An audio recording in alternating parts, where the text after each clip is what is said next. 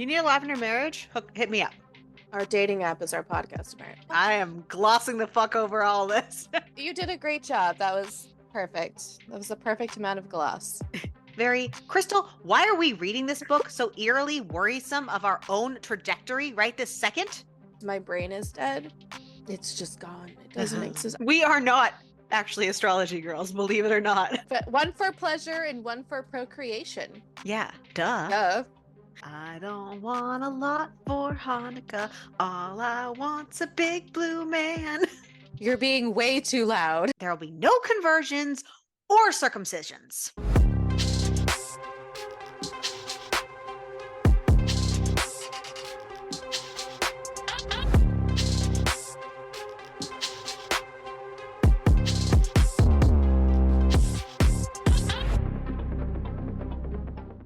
And see, again, I got 0 emails that you were waiting for me.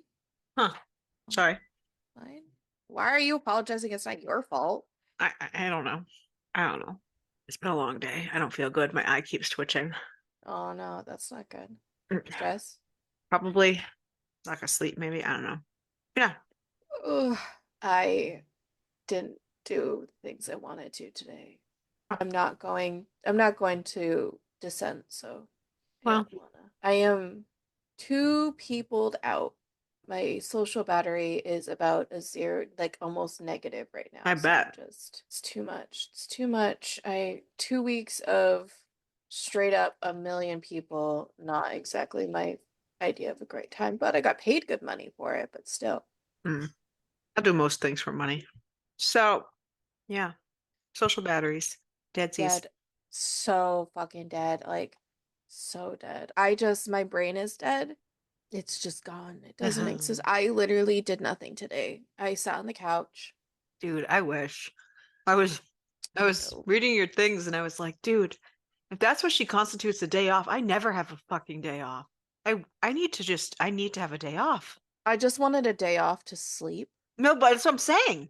If other people are having actual days off where they don't do all their chores that they possibly can in their days that they don't work. Here's the thing though. I have the benefit of having a competent man living in my house who does do all of the things, and we split the responsibilities. That's nice. So I don't have to What's worry. that?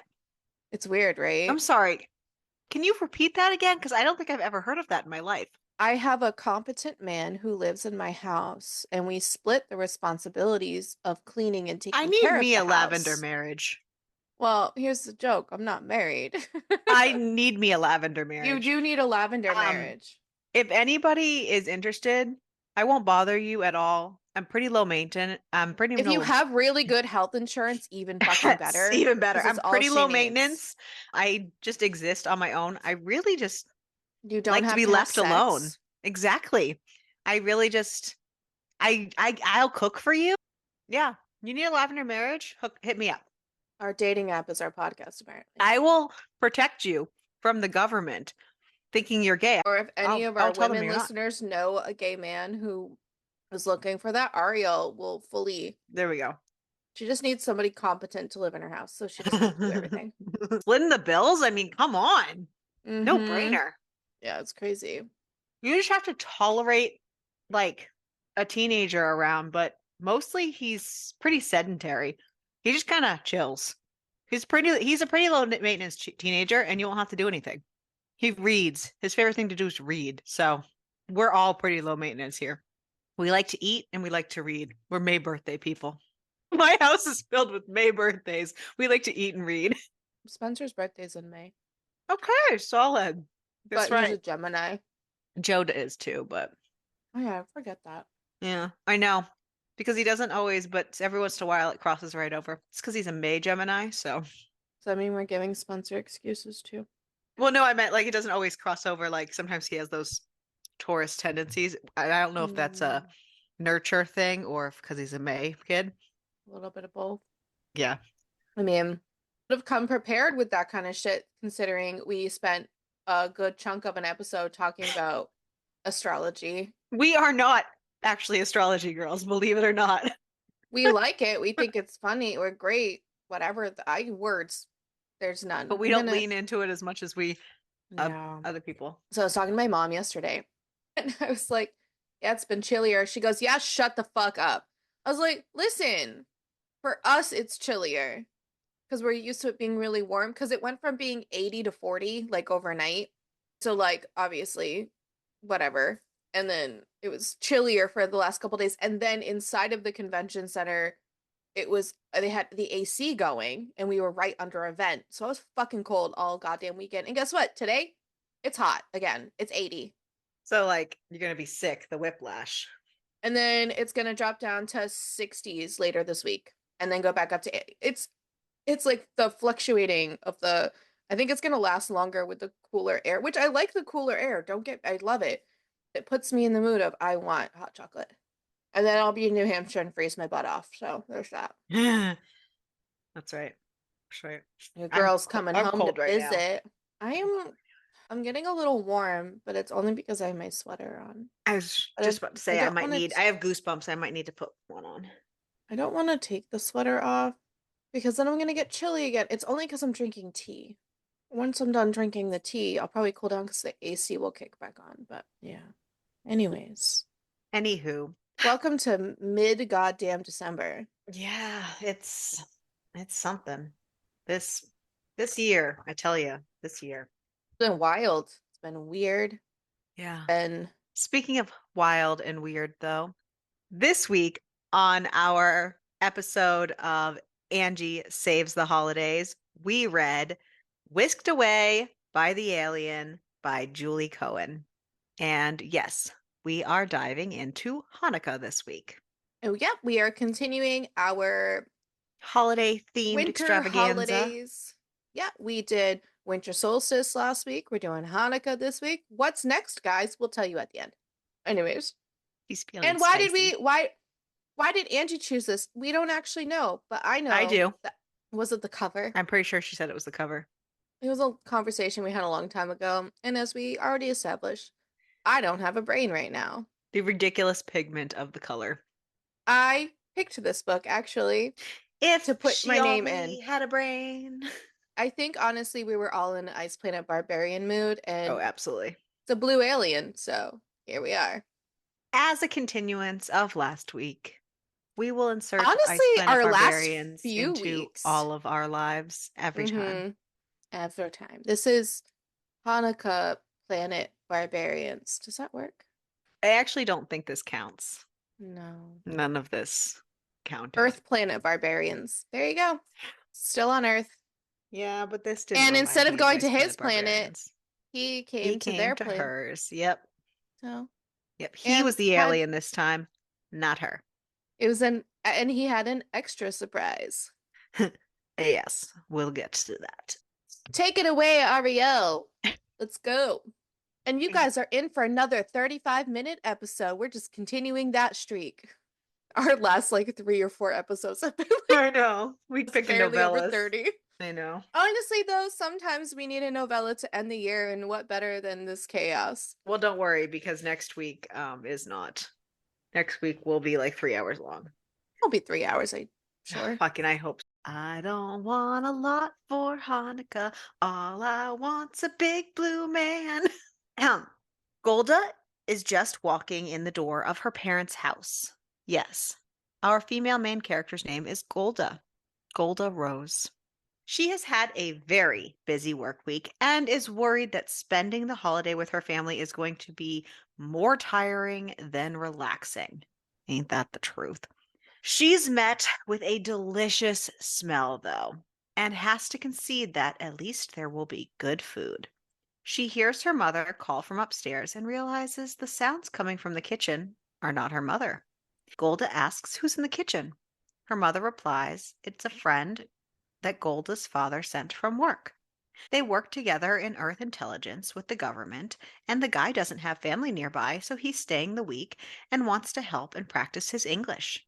The mom says that he must have arrived while she had been busy getting her granddaughter, Golda's niece, ready to head out to an appointment. But now it's perfect that Golda is here and can be in charge and get him all settled.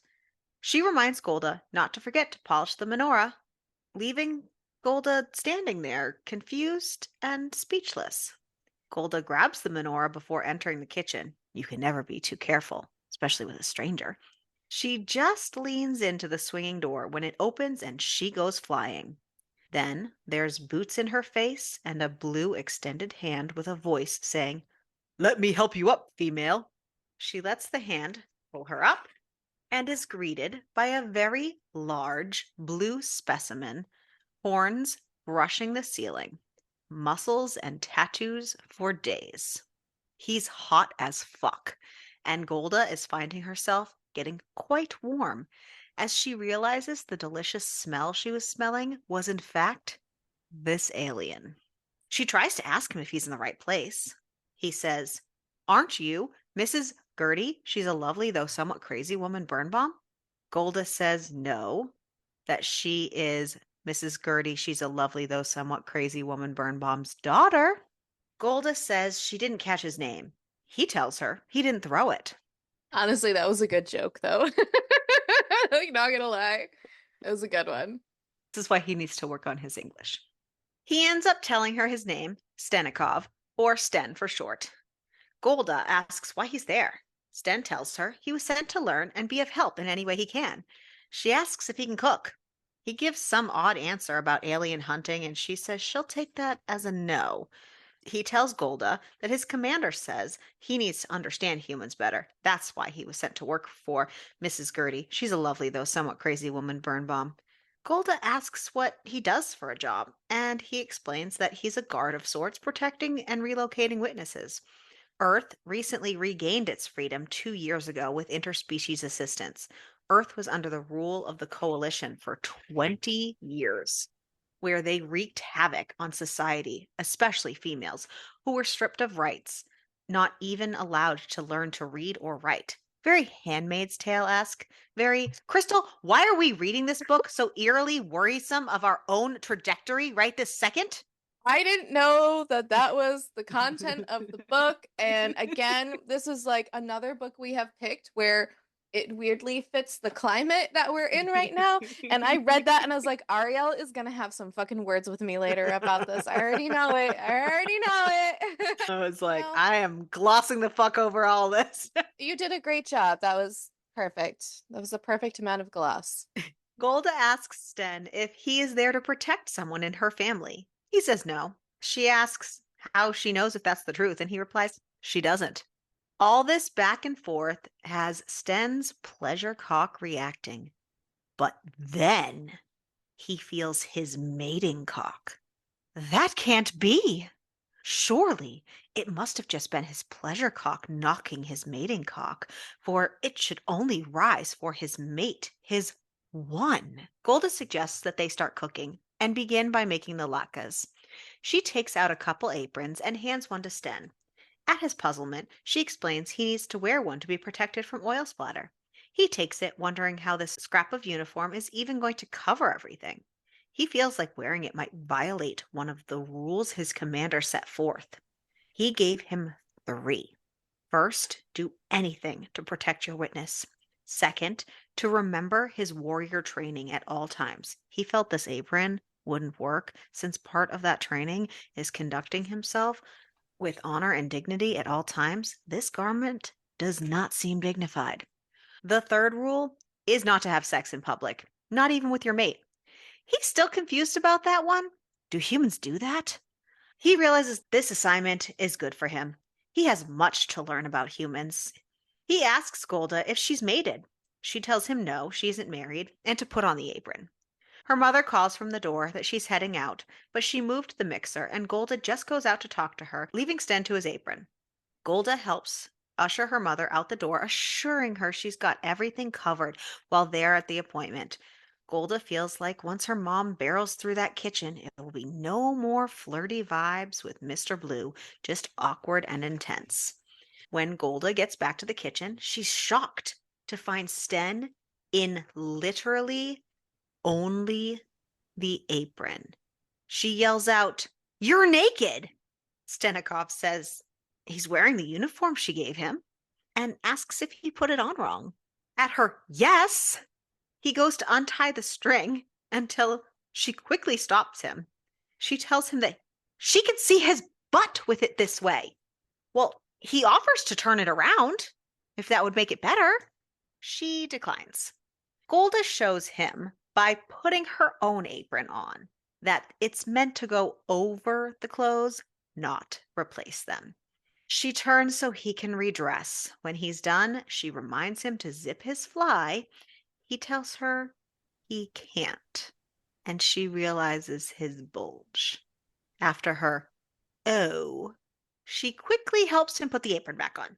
Being that close to Sten is making Golda's body go haywire. She isn't sure if she's going to be able to stay the week as planned at her parents'. Stay here all week? With him? She'll combust. He pulls her out of her panic by his own confusion on how to start, not seeing the traditional ingredients he's used to from home for the holiday. Golda asks Sten if he's comfortable cutting and slicing. He grabs a knife and says he will demonstrate his skills and flings the knife straight into the door frame, just as Golda's mother walks through, saying she's home, which makes me so confused because maybe 10 minutes have gone by if I'm being generous. So how did she drive to an appointment, have a said appointment, and drive back all with a baby in only 10 minutes? Mrs. Birnbaum yells to Golda to call the police and get the gun as she herself grabs a skillet and swings it at Stenikov, which Sten blocks with a rolling pin. She swings again while Golda is trying to tell her to stop. She tells Golda to call her father. He's an alien. Golda's like, what the fuck? Mrs. Birnbaum asks Sten what he's doing there. He tells her that he's Stenikov. She told him to come in this morning. She says, Stenikov is a man, not an alien. He explains who his commander is, and she lowers the skillet. Golda says he's here to help in exchange for helping to learn human customs, and suggests her mom walk down to be able to use a comm phone and call her dad. And at seeing Sten eye Golda, Mrs. Birnbaum has her gears switch a little and tells Golda she should go up and change into something more presentable. Her mom switched up so fucking quick. And I Golda laughed says it's the Jewish mom phenomenon, the Jewish mom of a single daughter phenomenon. Yep, they're trying to, yep. Wild. Marry their daughters off. So funny. Golda guides her mom out the door as her mom goes on and on about how Sten could be Jewish, and if he's not, she could fix that easily. As she gives one last push, Golda tells her that there'll be no conversions or circumcisions. She heads back to the kitchen. Sten tells her that her mother was wrong. She's pretty no matter what clothing she has on. They get started on making the latkes and applesauce. They have to start over shredding the potatoes, though, because Sten didn't know that you had to wash and peel them first. You know, it's a learning process. Golda's mom gets back just as they're about to start frying. She got a confirmation about Stenikov. She tells him that he can have Golda's room and Golda can bunk with her. Golda says she has to check in at work later, so she'll just go home for the night. No big deal. The next day, they meet in the kitchen, Golda asking Sten if he's ready for a full day of cooking, since that evening will be the first night of Hanukkah. They are extra aware of one another's presence today. He even lifts her up to reach a high shelf, like just zoop, so easily. But hours go by in a whirlwind, cooking together, being near each other. Golda tries to prep him mentally for dinner, though, with her parents and her bubby, who is a force to be reckoned with. Her descriptions of Bubby and how the night might unfold has Sten preparing for battle. Let's get down to business to defeat Bubby. Ha! That's what he was doing. Yeah? Yeah. Yeah, he was. Golda brings out the menorah to polish and explains to Sten what it's for and what they will do that evening. The doorbell chimes and Golda says it must be Bubby and races out. Stenikov steels himself to take on this foe until a tiny, wrinkly old woman comes hobbling through the door, arm linked with Golda. Golda introduces her Bubby to Sten. Bubby says the heat needs to be turned up. This poor guy has turned blue. God, she was a riot. Golda asks Sten to step out and bring the stroller inside. He does, and he can hear the women's voices arguing inside. He waits until the voices stop before going back in. Golda pulls Sten into the kitchen away from her mother and Bubby and tells him to help bring the platters out. They sit down, and her mother starts talking about Golda and her need for a good man. And, well, Stenikov has a good job and is kind. Golda changes the subject. Golda's father gets home. He greets Sten and formally introduces himself. Mrs. Birnbaum starts right in on him in front of everyone, asking how this whole thing with Stenikov came to be. Mr. Birnbaum, David, explains again that it's a favor he owed to a friend and Stenikov needed a place for the holidays. Sten can feel the tension that he is in the middle of and goes to leave when Golda stops him from leaving from the table with a hand to his leg. Sten grabs her hand and the whole room goes silent. Seeing this, that's not awkward at all. The father settles everyone's busybody uproar with a settle down, let's eat. They light the menorah and start passing the food. Her mother does not stop with the matchmaking comments, along with plenty of jabs at Golda. Evidently, at 27, Golda is not where her mother wants her to be in life, even during the rebuilding of the freaking world. Sten stands up for her, and there goes her insides some more. When they are done and it's time for dessert, Golda and Sten go to the kitchen to put it on a tray. She's dusting with powdered sugar as he's trying to wipe the bits off her face. She asks if he's ever tasted it and holds out her finger with some.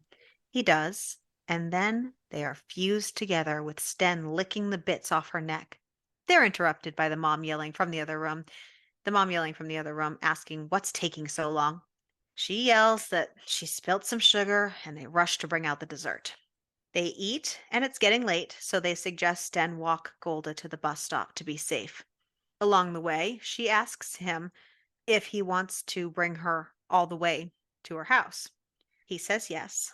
They get to the bus stop just in time, and it's beyond crowded because it's the last ride of the night. So they're worried about getting a seat. But she shouldn't be worried because as soon as Sten gets on, half the bus zoops right back to the other back. So they're all pushed together like sardines, and then half the seats are open and they can take their pick of the seats. They get off at her stop. She gives them some words on her way out. I mean, after she's enjoyed the seat and all. And they Also, she'd be head stupid not to enjoy that seat. Come on. right. And they head towards her apartment. As they walk, Golda asks Sten if he's ever had a snowball fight. He asks what is a snowball. She picks up snow and makes one, saying, "This is," and throws it at him. She goes to wipe the snow off his surprised self when he pulls her in and kisses her, then says, "I like snowball fights." The snow is coming down, and he reluctantly says he should get back before it gets worse. They say goodbye, and Golda says that she will be back tomorrow at her parents' after she checks in at work. The next day, Golda was sorely disappointed to wake to 4 feet of snow, which meant no plows to her area and no buses and no going to her parents to see Sten. The next day, thankfully, things are clear and she can head out. After spending way longer at work than originally planned, she finally makes it back to her parents.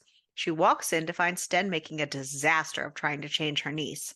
It seems her mother is in bed with a cold and her bubby is at the market, leaving poor Sten on baby duty. Golda says they should just bring the baby back to her sister if her mom is unwell. She leaves her mom a note and pack them up. They walk the few blocks to where her sister lives. Her sister opens the door, panics, grabs the baby, and slams the door. Golda pounds on it. The husband opens the door, grabs Golda, yanks her inside, and slams the door. Sten stands there hearing Golda yell, and then the door opens again and she appears. Golda's sister and husband take steps back away from Sten. Golda's frustrated and says he's nothing like the coalition, that he's staying with her parents and even babysat the baby all morning. Calm down. You need to calm down. You're being way too loud. Her sister Rachel is all aghast, like, we don't know what he did alone with her. Sten, still not understanding human tone or the way things are, he just explains what he did with the baby and says that he fed her and he put her over his shoulder, like how Mrs. Gertie, she's a lovely, though somewhat crazy woman, Birnbaum did. And that sentence stops Rachel and sets her into giggles. And the entire room takes a calming breath. Golda explains who Sten is and where he's from and who he works for. Golda asks if they have anything to eat. She's trying to change the subject and diffuse the situation. But her sister makes some kind of comment about Golda not needing more calories, and Golda feels like it's time to go and get Sten out the door. The next day, Sten surprises Golda at her door before she could catch the bus to her parents. They decide to walk around Manhattan first and spend some time walking and talking and seeing the sights and hanging out together. After a couple hours, Golda brings him to a coffee shop to grab a hot chocolate. But the sign in the shop window says no aliens.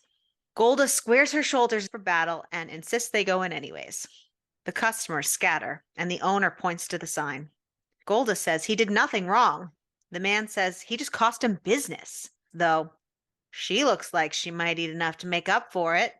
Sten grabs the man by the front of his shirt and yanks him up and tells him to be careful with his tongue before he loses it. The man asks if that's a threat. Sten says it's a warning. Not all aliens will show his restraint. Then he plops down money to cover the loss, and Sten leads Golda out the door. He asks where next, that maybe they should get to her parents as another storm is moving in. Golda says her place. She doesn't want to get stranded at her parents. When they get to Golda's apartment building, she asks Sten to come inside. They get to her door, and Golda freezes. Sten thinks it's so that he can check for intruders. He tells her that it's clear. She just tells him she's nervous. She's never gone all the way before. He surprisingly asks if she's untouched. She confirms, saying no one has been interested in more than one night with her. He tells her he wants to be with her, and they kiss. They keep kissing as they make their way through the doorway and start to shed their clothes. Sten bends Golda over a chair and gets down and starts to eat her from behind. She's enjoying it, begging him to fuck her. He says we will take things slow, that he will use his pleasure cock first. She's like, wait, what? And sees them. Both. Two. Plural. But one for pleasure and one for procreation. Yeah, duh. Duh. He is mystified by her confusion. She explains that human males only have one. He encourages her to touch him and see that there's nothing to fear, that he is hard for her. She scoffs and says all men say that. He tells her she doesn't understand. His mating cock, the only one that will produce semen, only rises for one's heartmate, one's destined. She says, that sounds more intimate than a girlfriend. She reaches out and touches him. He starts to finger her and then gets his pleasure cock ready, easing it into her. He scoops her up and carries her to the bedroom. He fucks her, and then she reaches down to work his mating cock. They both come. And as they lay, Golda realizes she forgot to light the menorah candles. They go to light them, and Sten tells her the awful news that his work orders just changed. He's being sent back to his planet Zion in 4 days. Golda pleads for Sten to tell his commander he can't go. He explains that he can't disobey orders. He says he knows leaving Earth will be hard for her. She's like, what? He's like, you're my mate. We must be together. Golda tells him to leave, that she needs to be alone right now. He does very unwillingly. The next day, Golda avoids going to her parents. She doesn't make it there until even the next afternoon. Sten isn't even there. He's helping David with an assignment.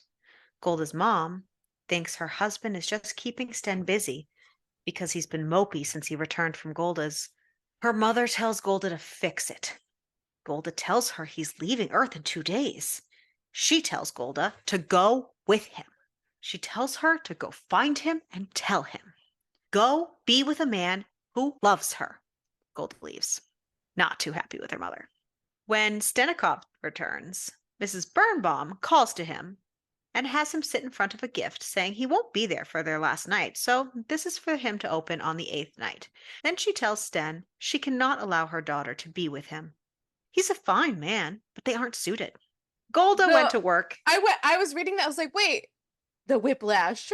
It was just funny. Yeah. Goddamn mother. Golda went to work instead of looking for Sten because she's not going to listen to her mom. Right? And found her office trashed. She spent the time and cleaned it up, and then went to leave, taking a shortcut through the warehouse to get to the bus stop since she was running behind. But then she happens upon some men from work unpacking some illegal alien blasters in crates. They spot her and say, "Get her!" She runs and hides. Then she hears Sten, who must have tracked her, and a guy grabs her, slamming her hard into the concrete. But she is saved by Sten, who takes out the last man and then falls to the ground himself from his own wounds. He has a blaster shot wound in his arm and a gash in his head. His wrist comm is broken. She goes to try the bus stop to get help, but she can't get a bus or find anyone with the blizzard starting, and she doesn't want to leave him for too long. So she goes back to Sten, cleaning up his wounds until he wakes. He says it's okay. He's okay. He will report the incident when he gets back. He tells her he loves her and had to see her despite what her mother said. She explains that he fell into her mother's trap, with her playing both sides to get them to talk. And then he fucks her, even though he's injured and was just passed out, DPing her from behind, sticking his I mating mean, cock in her ass. what better way? How are we still continuing double stuffed November? We're not in November anymore. But we're not in November. I'm saying, but we're not even in November, you know, considering. I mean, what a better way to I would have been very disappointed I was if, slightly disappointed that the first time that his mating cock touched another woman, he shoved it up her ass, but to each their own. well, true, because he can't really mate her there unless she's gonna Right. have butt babies. That's what I mean. But it was so that he didn't impregnate her. I get it, but come on. Yeah. After they fall asleep in the warehouse, when Gold awakes, it's to Sten bringing blankets and supplies to her, saying he hunted for goods since the blizzard will have them trapped for a bit. He even made her a makeshift menorah to light. He hands her a gift from his pocket. He says he knows it's not the last night, but he wants to give it to her before he leaves. She opens it and finds a necklace with a rose gold pendant because she's Golda Rose. She gets sad and says it's a terrible choice to choose between him and her family. He tells her to take her time. He asks if he can fully mate her before he goes, and for her to think about it. When they wake next, she tells him that she will. She gets on top of him and takes his mating cock, and they start to fuck. And then his pleasure cock slips into her backside. And then she takes his horns and holds on tight and rides him. Because apparently these aliens always have to DP, which is quite interesting. I might say so. Are we complaining? No, Hell no. they speak the mating words, and they are now mated. Ta-da! When the snow is cleared enough, they catch a bus. They go to the police station, where Sten goes in while Golda waits at a coffee shop across the street. Sten does not want her involved and doesn't want her to be a target with the people that were dealing with all that stuff. So it's better for him to just deal with that. He'd like to give her the credit for discovering the ring, but doesn't want, her a target. But he does call his commander, explaining the whole story. But his commander gives him the bad news that, hey, buddy, it's been a little bit. You were trapped there. You need to be gone by 5 o'clock tonight. So he brings Golda back to her parents' house and they say goodbye because she's not ready to make that choice to go with him. So apparently that is her choice. Listen, And it was her body, her choice. So sorry. Sorry. and she walks into her disappointed family shaking their heads and her dad sighing, saying, I guess I'll put the bags away. And then she sees bags packed by the door. Her bubby had even packed their family recipe box for her so that she can keep their traditions and Sten fed. Rachel, who's there, is like, you know what? No, get your coat and go after him, you fool. You dumb bitch. Her The mom's probably family, like, bitch, I just want you married at this point. Get out of my house. well, the Just family kidding. explained that they want her to be I happy. know. They want her to live a full life and to experience everything. Rachel's basically like, you say you care about your niece, but the only way to give her cousins to play with. Hello. Golda races out the door. She gets to Sten's place of work, and they tell her that he already left, that they cleared him to leave early. She gets back to her parents' house and goes up to her old room and just cries. A little bit later, her father calls up. There's a package at the door. He tells her to come down and thank the delivery man. It's Sten! He couldn't leave without her. He flew his ship to her house instead. He broke orders. He's there illegally. That's not good. But she says she tried to come. He's overjoyed. Bobby packs them food for the ride and they go to his ship. And then we have an epilogue where they light the last candle of Hanukkah aboard the ship. That's cute. Ta-da!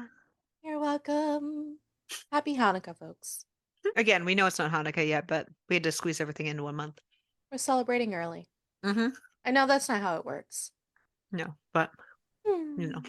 Anyways, who Anywho, was your favorite character? Let me repeat that. Who was your favorite character? I had popcorn in my mouth. probably Sten. Samesies. Nicole, I liked him. who was your I least like favorite? the dudes she worked with because they were sketchy as fuck. Yeah. I also just was not a fan of her mom. Yeah, not really. I didn't like her either. No, I was not. I'm not a fan. I'm not a fan of the mom. Why? No, I'm not. I don't know. Just So, both Amazon and Goodreads have the same rating, oh, is and it they both low amounts of ratings? a 4.4 on Huh. both. How many ratings do they have? 250, It's still not as many as well, it's not a lot, but it's not as low the as I least thought amount for to we've have the ever same. seen. We did one that had like 12 before. Yeah, we've definitely done some that are Yeah. low, not a Yeah. lot of ratings. And this came out last year, last November. What did you give What it? did you get? Ah, I asked first, bitch. I'm gonna give this 3 stars. There were I was some gonna go. inconsistencies for me, and there weren't a lot of juicy scenes, and nothing started until after 60% of the book. And I felt like there was too much other stuff thrown in that I would have just liked a little story about them for a short book. Yeah, I was I gonna didn't go give any fucks probably a about her three. work shit. Yeah, same. I was gonna go with like a three, Solid. 3.5. Yeah, but three works. Cucumbers! Cucumbers. I did like that the fact he actually did use both dicks. Both, yes. That Yeah. was great. And I wish they like talked about it more, but like it seemed like his horns moved on their own. I saw it. Yeah, Like right? it was like a tail, but like horns. Horns. Yeah. So I'm I, gonna go I'm I'm I'm like a four. I'm interested. intrigued, Like I'm intrigued. Yes, that's the word I was looking for. I'm intrigued by this. right? Like I would love to. I 4. Yeah, 4 is good for me too. Yeah, I mean, it was great. I had a great time, and honestly, for considering we picked it for literally the cover, I had a great time. I'd be fantastically fine. I would have a great time. Okay, so our next stop on the Angie Saves the Holiday train, we are finally going to get our Christmas Ava Ashwood book. If any of Yes. us, if any of you have been with us since last December, you might have remembered that we were supposed to read an Ava Ashwood book last December, and then it got pulled at the last minute because someone else was being not so nice And then we and a got little too. petty. And then we got so petty and devoted our entire January that we were originally going to have off, but we devoted our entire January to being petty and making it completely snowed in and dedicating it to Ava Ashwood. Yeah. So apparently, we just don't know how to let things go. I know you're all surprised, right? Uh, But the ladies who spent multiple episodes shitting on other so many things can't let things go? What? but this year, Ava has put out another Christmas book for December, and you know we had to do it. So next week, we are reading Filthy Rich Santas by Ava Ashwood. After my fiance dumps me because chubby girls aren't wife material, Beckett Tristan, and Ryder insist on joining me for the drive back to my hometown. No big deal, right? I can handle a week with the men I've secretly crushed on for years. At least, that's what I tell myself. Until I accidentally confess that I've been dying to break free of my good girl persona and explore my wilder side. Instead of laughing, they propose a deal. While we're on this trip, my body is theirs to play with. They'll teach me everything, and I can live out all of my dirtiest fantasies. The rules: no falling in love, and once we arrive, it's over. It's risky, spending so much time together and learning that Beckett, the grumpiest man on earth, secretly knits. Oh my God, this is gonna be my favorite, right? I'm gonna die. I love the grumpy ones anyways, but come on. It already has me dangerously close to falling for them. Same girl. Still, there's no way I'm gonna say no. It's the holiday season after all, and these filthy rich Santas are about to give this naughty girl everything she asked for. So we get a reverse harem for Christmas. You're welcome. Or should I say, I'm welcome because it must have been a gift for me. Thank you. Will this end our petty talk about this? Probably not. Will No, this we'll never stop being petty. will this soothe our need for an No. Ava Ashwood holiday book? No, we will still be mad. Don't care. We're going to enjoy next week though. We hope you do too. Read along with us and make sure to keep reading. And keep it smutty.